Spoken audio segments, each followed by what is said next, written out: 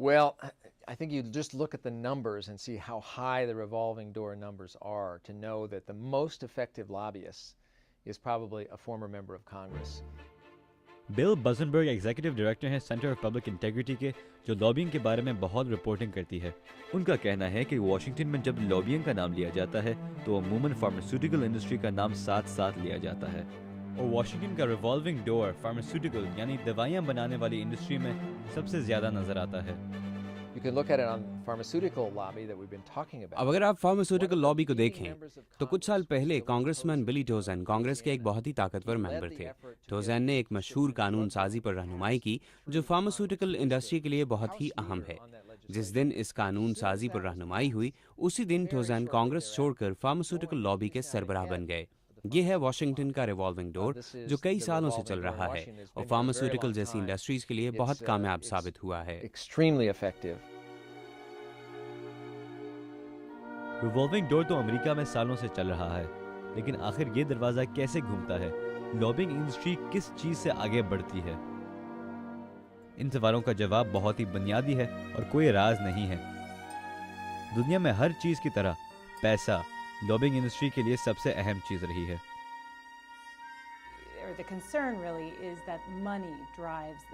Lobbying का असल मसला ये है कि ये पैसे से की जाती है। अगर आपके पास पैसा नहीं है तो आपकी आवाज़ भी नहीं है, और आपके पास जितना पैसा होगा उतनी ही ऊंची आपकी आवाज़ भी होगी। इसी वजह से कॉरपोरेशंस और अमीर लोग आम लोगों की निस्बत अपनी राय और अपना नुक्ता नज़र ज़्यादा आसानी से कांग्रेस तक पहुंचा सकते हैं। तजियाकार कहते हैं कि सबसे हैरान कुन और तशवीशनाक बात है कि न सिर्फ कि लॉबिंग पर पैसा लगाया जा रहा है, बल्कि इस बात पर कि ये पैसा किस तरह इस्तेमाल किया जा रहा है। सिस्टम कुछ इस तरह है कि कांग्रेसमैन को इंतखाबात लड़ने पड़ते हैं और इंतखाबात लड़ने के लिए आम तौर पर कई मिलियन डॉलर्स लगते हैं। दूसरी जानिब लॉबियस्ट अपने क्लाइंट्स की बात कांग्रेसमैन तक पहुंचाना चाहते हैं। इस मकसद को हासिल करने का सबसे मौसर तरीका है कांग्रेसमैन के कैंपेन्स को पैसे देना या उनके लिए फंड रेजिंग इवेंट्स करना, और इस तरह कांग्रेसमैन के बहुत से अहम काम पूरे होते हैं और लॉबियस्ट के भी, और दोनों के ताल्लुकात मजबूत होते हैं। सियासतदानों को पता है कि लॉबियस्ट उन तक पहुंचना चाहते हैं, तो वो लॉबियस्ट से पूछते हैं क्या आपने मेरी कैंपेन को कुछ दिया है। हालांकि ये इतना साफ जाहिर नहीं होता कि कांग्रेसमैन लॉबियस्ट की वजह से किसी कानून के हक में वोट देंगे और वही लॉबियस्ट इस काम के लिए उनको पैसे देंगे, बल्कि ये वाशिंगटन का एक खास कल्चर है जिसमें लॉबियस्ट समझते हैं कि उनके काम का एक बड़ा हिस्सा कांग्रेसमैन के लिए खुद से और अपने क्लाइंट्स की तरफ से पैसे फराहम करना है।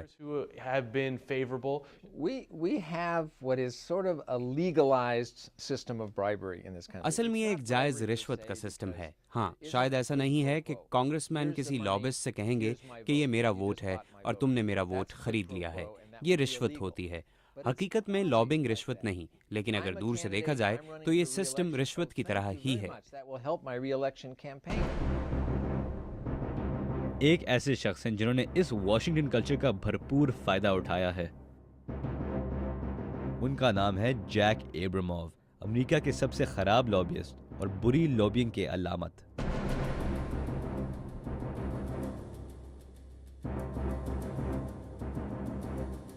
कॉलेज से निकलने के बाद जैक एब्रामोव सियासत से वाबस्ता हो गए और रिपब्लिकन पार्टी में अपने ताल्लुकात बढ़ाने शुरू कर दिए। जब सन 2000 में बुश इंतजामिया और रिपब्लिकन कांग्रेस साथ साथ वाशिंगटन पहुंचे, जैक एब्रामोव भी पहुंच गया और के स्ट्रीट का रुख लिया। रिपब्लिकन पार्टी में आगे बढ़ते हुए एब्रामोव रिवॉल्विंग डोर के जरिए एक बहुत कामयाब लॉबियस्ट बन गए और इस ओहदे से एब्रामोव ने वाशिंगटन का खेल खेलना शुरू कर दिया। एब्रामोव अपने काम करवाने के लिए लोगों को रिश्वत देते थे। कांग्रेसमैन को गोल्फ खेलने और अय्याशी करने के लिए गैर मुल्की दौरों पर ले जाते थे और अपने वाशिंगटन डीसी रेस्टोरेंट सिग्नेचर में उनको खिलाते पिलाते थे। न सिर्फ ये, बल्कि एब्रामोव अपने क्लाइंट्स को कई मिलियन डॉलर्स के बिल्स देते थे। उनके सबसे मशहूर क्लाइंट्स 2 रेड इंडियन ट्राइब्स थीं। ये 2 ट्राइब्स चंद इश्यूज पर मुख्तलिफ नजरियात रखती थी, लेकिन एब्रामोव ने दोनों को धोखा देकर दोनों को क्लाइंट्स बना लिया और उनसे बहुत पैसे निकलवाए। मैं इसको जानता था लेकिन अच्छी तरह नहीं। जैक एब्रामोव दूसरे लॉबियस्ट जैसा नहीं था। शुरू से वाशिंगटन में लोगों को पता था कि एब्रामोव की फीस बहुत ज्यादा थी, जो आम तौर पर लॉबियस्ट नहीं चार्ज करते, तो हम सबको लगा कि दाल में कुछ काला है। स्टू वैन स्कोइक एसोसिएट्स के सरबराह हैं जो वाशिंगटन की सबसे बेहतरीन लॉबिंग फर्म्स में से समझा जाता है। वैन स्कोइक एसोसिएट्स की 300 से ज़्यादा क्लाइंट्स हैं जिनमें एक ज़माने में पाकिस्तान गवर्नमेंट भी शामिल थी, लेकिन कॉन्फिडेंशियलिटी की वजह से वैन स्कोइक अपने क्लाइंट्स के बारे में बात नहीं कर सकते थे। उनका कहना है कि जैक एब्रामॉफ जैसे लोगों ने उनको और उनके पेशे को बहुत बुरा नाम दिया है।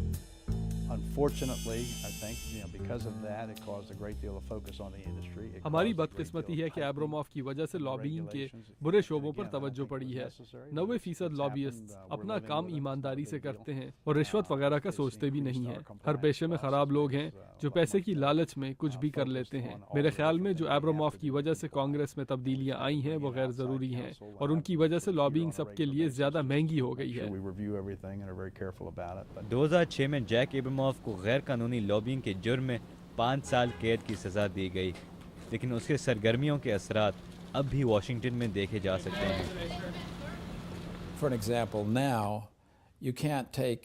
अब लॉबिंग पर बहुत पाबंदियां लगा दी गई हैं और जैक एब्रामॉफ ने जो काम किए वैसे काम अब आसानी से नहीं हो सकते। जैसे अब एक लॉबिस्ट और एक कांग्रेसमैन $25 से महंगा खाना साथ मिलकर नहीं खा सकते, और अगर आपने वाशिंगटन में कभी खाना खाया हो तो आपको पता होगा कि $25 में 2 बर्गर्स भी नहीं मिलते। इसके अलावा जब एक लॉबिस्ट और एक कांग्रेसमैन किसी वजह से मिलते हैं, इन दोनों को अपनी मीटिंग के बारे में एक तफसीली रिपोर्ट लिखनी पड़ती है। हाँ, लॉबिंग अब एक मुश्किल काम हो गया है।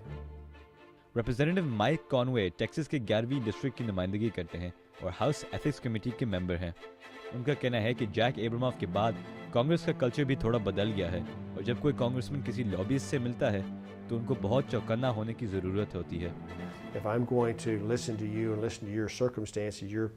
मेरे ख्याल में जैक एब्रामॉफ की वजह से कांग्रेसमैन लॉबियस्ट से एहतियात से मिलते हैं और लॉबियस्ट्स को भी चौकन्ना रहने की ज़रूरत है। जब मैं एक लॉबियस्ट से मिलता हूं तो उनको मुझसे सीधी बात ही करनी पड़ती है और सच बोलना पड़ता है।